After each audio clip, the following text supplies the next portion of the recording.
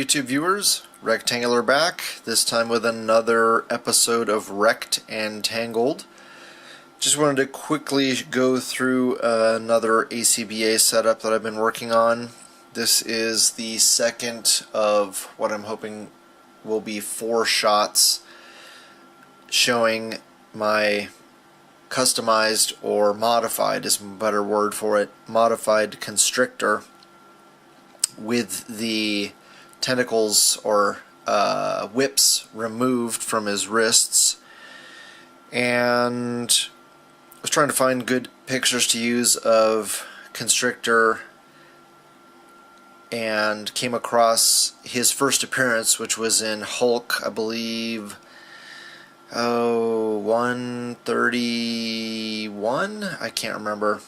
But anyway, it was from the 70s.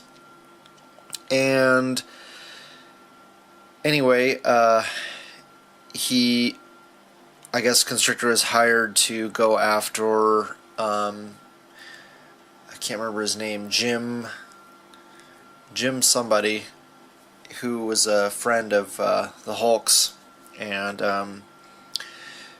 you know, the Hulk went to rescue his friend and got in this confrontation with Constrictor. So anyway, this is the second scene. The first scene, basically they're just confronting each other in the street, and then Hulk tries to attack him, and Constrictor jumps out of the way, jumps up and basically punches him in the neck, and at the same time lifts himself up and over Hulk as he's swinging at him, and of course misses. So that's what this scene is here for, and I'll go ahead and show the comic book panel now.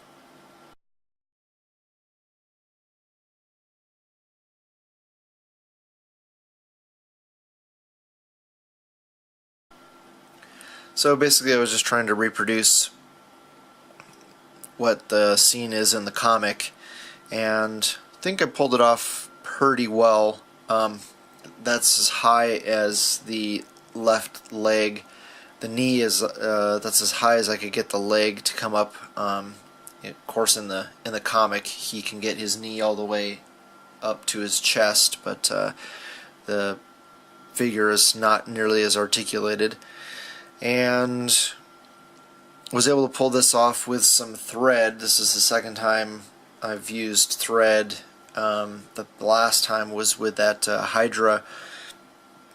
Madam Hydra, with the Hydra soldiers in the background with a big Hydra symbol hanging down, and I used thread to pull that off, and did it the same thing here. I'm going to pan back a little bit, and then you can see the thread hanging constrictor.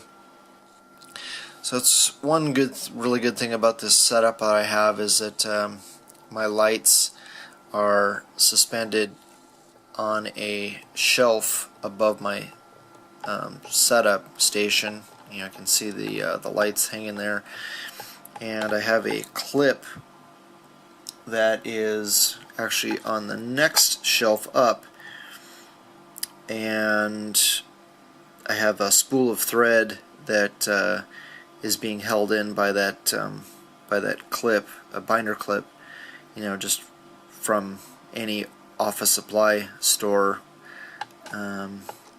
or you know, Walmart, Target, whatever. And so that way I can adjust the length of the thread without cutting it. I just keep it on the spool, and I just wrapped the thread around the joint. I don't know if you can see that. It's actually, it looks like, from this perspective, it looks like it's around his elbow, but it's actually around his bicep. And I just looped it so that when I cut it, I can hopefully just pull it out, and it won't be permanently attached to the figure, because then it'll bind up and screw up the articulation there. But yeah, I went through about 4 different configurations before I got happy with this one, and it was basically just a matter of tweaking the posing and also moving the cutouts. This cutout here is just a piece of paper that I used a office paper cutter to kind of cut it at a sharp angle, and then took my fine point black permanent Sharpie and just drew some lines. I got a playing card to use as a because I don't know, my ruler is I think under the house where I've been doing some projects, and just used a playing card there to make some straight lines, so that it would just kind of have that that movement effect. And my friend Michael Wisman made the suggestion of like maybe trimming the edge, so that it would look a little bit more natural, but I wasn't really concerned about it. I just wanted to have something there to show some motion, similar to the way they drew him in the comic. And originally I had the cutout up higher on his shoulder, and I had a stick pin on the back of the cutout behind where the dialogue bubble is coming down, and had that pinned into his shoulder, but it was a little bit too far from his mouth. It didn't quite look right, so I took the suggestion from Michael also to move that in, and the way that I pulled that off is I'm going to take the camera off of the tripod, and got the cutout on a twist tie, and put the twist tie on his shoulder with some sticky tack, and then put some sticky tack on the back of the cutout and just stuck it on there like that. So it was, that's always a tricky thing. I always say that as soon as you add a cutout to a display, you automatically increase the difficulty level at least by 30%, because you have to light the figures and the cutouts, and the cutouts don't pick up light the same way the figures do, and also you have to figure out how to attach the cutout so that it's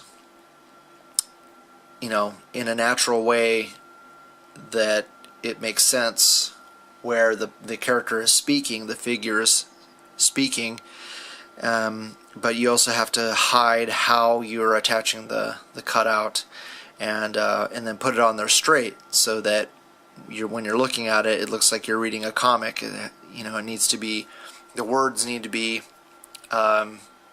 parallel with the bottom of your picture. Otherwise, it's going to look cockeyed.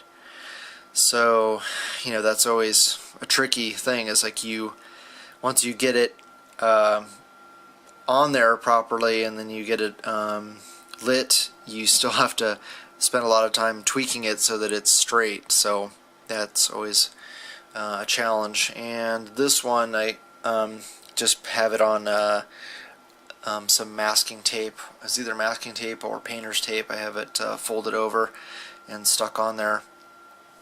I find that works a little bit better than sticky tack when you have a bigger area to work with.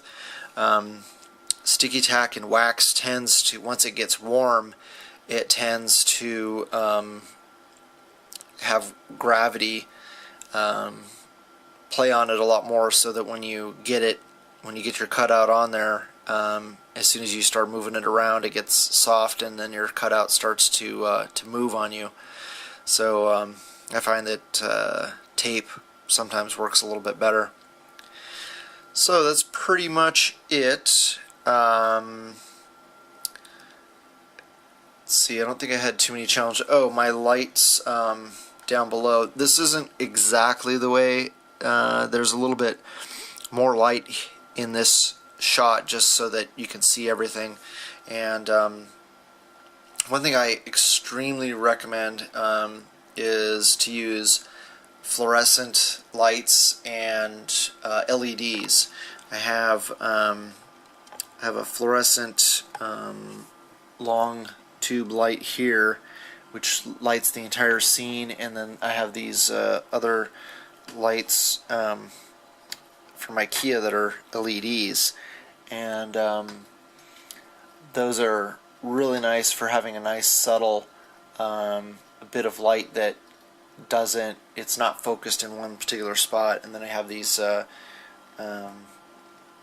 bendable lights also from IKEA those are only $10, and those are nice for just lighting up an area. You can see where I can move it and not hit Constrictor and just hit Hulk and the cutouts. So that's really nice to be able to focus the light that way. And then from below, have another. These are also the same LED lights from IKEA, just a smaller version. I think this is like 12 or 14 inch, and the other one is I think 20 or 24 inch. So this offers really nice subtle light for especially underneath the character where I want to be able to illuminate his eyes. Only problem with these is, for some reason, well, number one, you're going to get shadow just because the light is hitting the figure, and then you're going to get a shadow on the background. So that's the trickiest part when you're doing anything like this, is that you have to keep adjusting and moving the light so that the shadows aren't too obvious in the back on your background. Ideally, you would have a bigger space and your background would be further away so that shadows don't necessarily show up on the background. So yeah, the bigger the workspace, the better in most regards. So it's just, yeah, it's a matter of tweaking the light to. Wanted to show the back of the effect, that movement piece, and also I wanted to be able to light. That was pretty similar, the amount of light that I had on, because I didn't want to light his hand too much, and I just wanted to light up his face. So that was pretty similar to the shot. I just had it cropped more like that. So anyway, hopefully you guys liked the video and you hit the like button, share with your friends. If you haven't already, please subscribe, and I always love hearing back from you guys, so please leave a comment below. Thanks again. Talk to you later.